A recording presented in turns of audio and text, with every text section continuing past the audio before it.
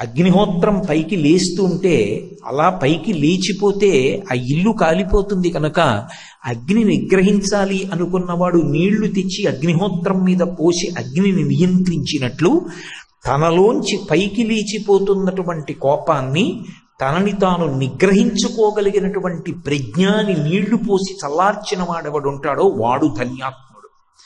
పురుషులలో ఎవడు ధన్యాత్ముడు అంటే ఆ కోణాన్ని దృష్టిలో పెట్టుకుని ధన్యాత్ముడు అని నిర్ణయం చేస్తారు. ధన్యాస్తే పురుషశ్రేష్ఠాః, పురుషుల యందు వాడు శ్రేష్ఠుడు. ఎవరు? పురుషుడు అంటే ఆడ మగ అన్న భేదంతో అనుకోకండి, పురుషార్థము అంటాం. అంటే జీవుడు ప్రయత్నించి పొందవలసినది.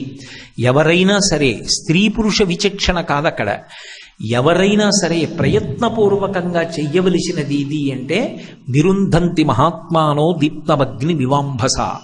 లోపల నుంచి పెళ్ళుబికిపోతున్న కోపాన్ని పరిశీలనం చేసుకుని దాని మీద నిగ్రహము అనబడేటటువంటి నీళ్లు పోసి చల్లార్చిన వాడెవడో వాడు ధన్యాత్ముడు. ఎందుచేత అంటే కోపమునకు ఒక లక్షణం ఉంది. అది బాగా విస్తృతి చెంది మనిషిని పట్టేసింది అనుకోండి, ఆ కోపము ముదిరిపోతే క్రోధం అంటారు. ఒకసారి క్రోధమునకు వశుడైపోయాడా ఎంతసేపట్లో కోపం క్రోధం అవుతుంది అంటే ఎవరూ చెప్పలేరు. 1-2 క్షణాల సమయం చాలు, మనిషి క్రుద్ధుడైపోతాడు.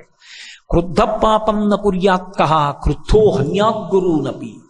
అసలు అంత కోపం వచ్చిన వాడు ఏ పాపం చెయ్యడు అని అడుగు, ఏ పాపం చేస్తాడు అని అడగద్దండి. కోపానికి కాని మనిషి వశుడైపోయాడా ఈ పాపం చేస్తాడు, ఈ పాపం చెయ్యడు అని చెప్పడం సాధ్యం కాదు. ఇక్కడ వరకే తప్పు చేస్తాడు, ఇది దాటి తప్పు చెయ్యడు అని మీరు నిర్ణయించలేరు.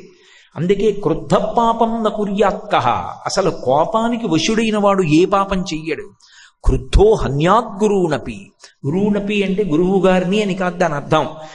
సమాజమనందు పెద్దలైనటువంటి వారు అని కూడా చూడకుండా చంపేస్తాడు. క్రుద్ధ పాపం న కుర్యాత్కః క్రుద్ధో హన్యాద్గురూనపి క్రుద్ధ పరుషయావాచ.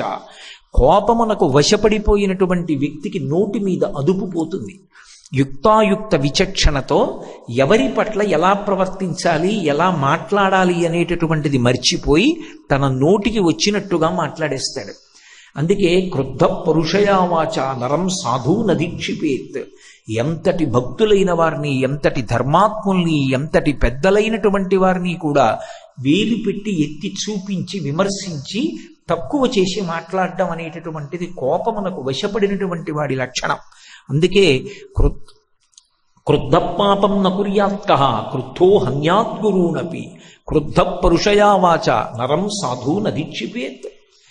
అందుకే మహర్షి స్వామి హనుమ నోటి చేత చెప్పబడినటువంటి మాటలు రామాయణాంతర్గతంగా మనకి అమృత భాండాలుగా అందించారు.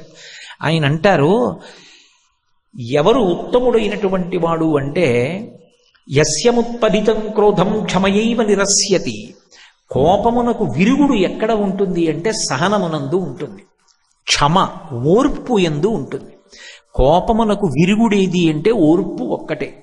అందుకే యస్యముత్పదితం క్రోధం క్షమయైవ నిరస్యతి. లోపల నుంచి పైకొస్తున్న కోపాన్ని ఓర్పు అన్న పరికరంతో తీసేయడం అలవాటైన వాడు ఎవరుంటాడో వాడు యథోరగస్త్వచం జీర్ణాం సవై పురుషముచ్యతే.